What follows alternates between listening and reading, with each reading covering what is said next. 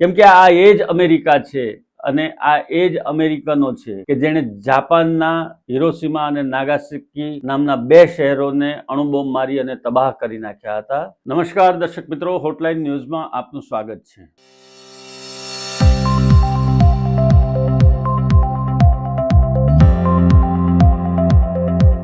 ભારત અને વડાપ્રધાન નરેન્દ્ર મોદી સામે શિંગડા ભેળવનાર ડોનાલ્ડ ટ્રમ્પ કે જે અમેરિકાના રાષ્ટ્રપ્રમુખ છે, એમને નોબેલ પારિતોષિક વિતરણ કરતી સંસ્થાએ મોટો ઝટકો આપ્યો છે.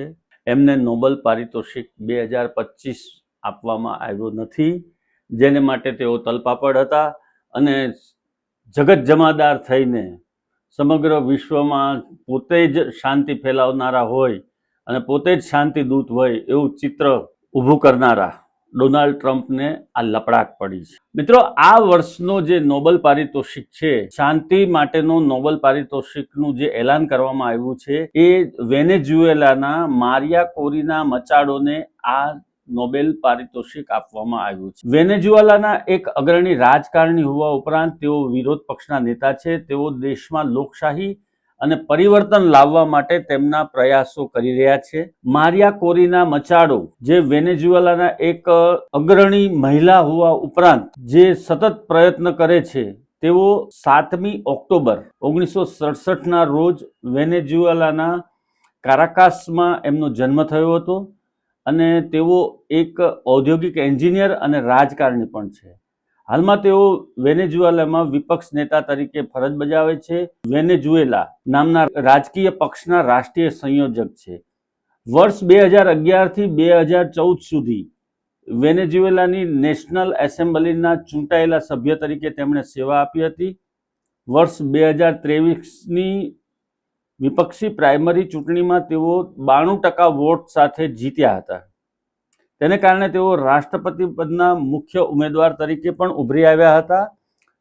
નોબેલ શાંતિ પુરસ્કાર એ વિશ્વનો સૌથી પ્રતિષ્ઠિત અને મહત્વપૂર્ણ પુરસ્કાર ગણવામાં આવે છે, જે આલ્ફ્રેડ નોબેલની ઈચ્છા અનુસાર એની સ્થાપના કરવામાં આવી છે અને શાંતિ માટેના 6 પૈકીનો આ એક નોબેલ પુરસ્કાર છે. કુલ જે 6 પુરસ્કાર આપવામાં આવે છે, એમાંથી શાંતિ માટે પણ એક આ આપવામાં આવે છે. નોબેલ શાંતિ પુરસ્કારની સ્થાપના આલ્ફ્રેડ નોબેલ, સ્વીડિશ રસાયણશાસ્ત્રી અને ડાયનામાઇટના શોધક દ્વારા કરવામાં આવી હતી અને 1901ના વર્ષમાં પ્રથમ વખત નોબેલ શાંતિ પુરસ્કાર આપવામાં આવ્યો હતો.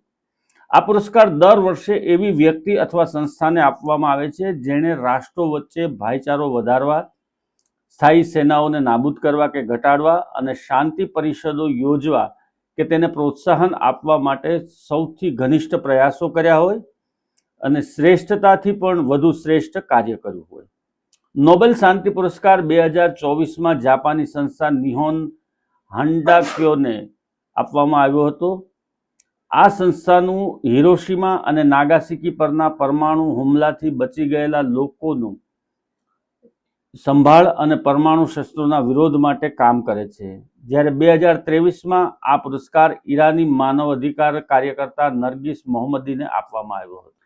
એવોર્ડ મેળવવા માટે નોબેલ પારિતોષિકની ઘેલછામાં ડોનાલ્ડ ટ્રમ્પ ગમે ત્યાં યુદ્ધ ચાલતું હોય ત્યાં ધોકા પછાડવા માટે પહોંચી જતા હતા, પરંતુ એમને આ વખતે આ એવોર્ડ મળ્યો નથી.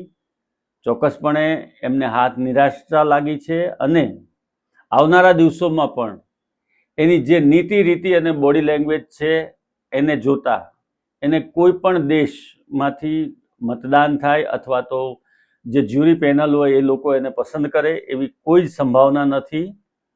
ડોનાલ્ડ ટ્રમ્પ જેવા સંખ્યાબંધ અમેરિકન નેતાઓ આની લાઈનમાં હતા, છે અને રહેશે, પરંતુ એમને મળે આવો એવોર્ડ એ વાત અસ્થાને છે અત્યારના સંજોગોમાં.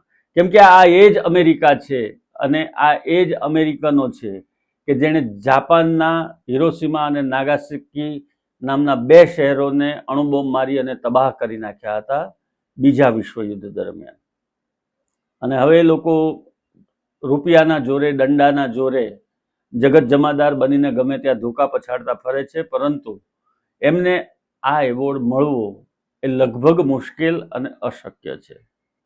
ડોનાલ્ડ ટ્રમ્પના તમામ સપનાઓ ઉપર અરબી સમુદ્રનું પાણી ફરી વળ્યું છે એમ પણ કહી શકાય, હિન્દ મહાસાગરનું પાણી ફરી વળ્યું છે એમ પણ કહી શકાય, પ્રશાંત મહાસાગરનું પાણી ફરી વળ્યું છે એમ પણ કહી શકાય, અને એટલાન્ટિકા સમુદ્રનું પાણી ફરી વળ્યું છે એમ પણ કહી શકાય.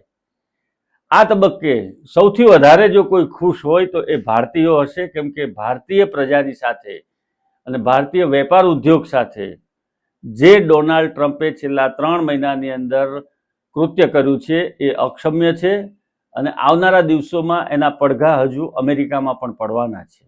અમારી હોટલાઇન ન્યૂઝ ચેનલને આપ લાઈક કરો, શેર કરો અને સબસ્ક્રાઇબ કરો.